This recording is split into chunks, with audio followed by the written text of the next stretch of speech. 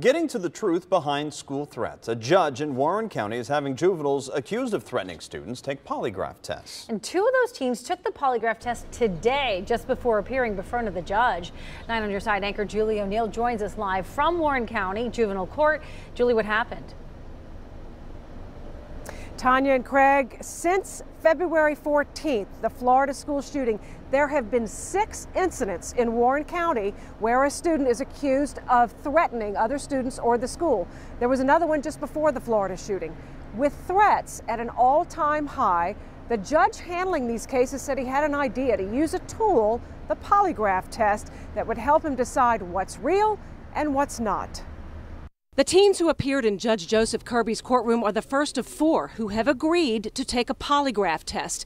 This 17-year-old is accused of texting friends, quote, "That's it, I'm going to shoot up a school, I can't take it anymore."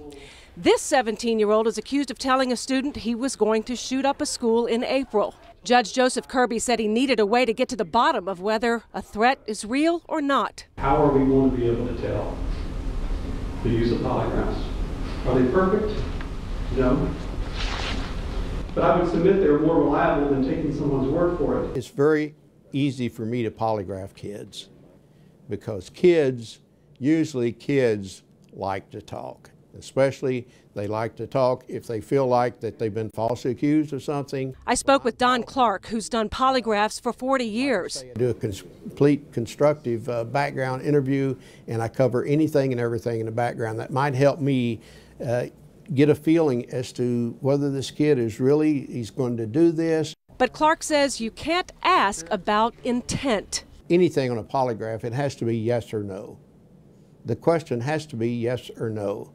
Anything that's where the mind can wander or something, you're not going to get a good response. Don Clark did not give the 2 tests today, but the man who did apparently had a great deal of confidence in the results. According to the judge, he said based on the test, there was absolutely no threat whatsoever. He released both of these teens on house arrest to their parents. The polygraph will not affect what happens in court with regard to the threat. It just gave him a sense of whether they could be released, again, on house arrest to their parents. They will also be allowed to return to school. One of them will go back to the school he was going to, the other 2 an alternative school. We're going to keep an eye on this. There will be a couple of more students taking these tests here soon.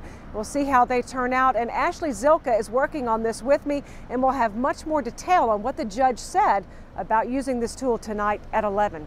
Reporting live at the Warren County Juvenile Courthouse, I'm Julie O'Neill. We'll send it back to you.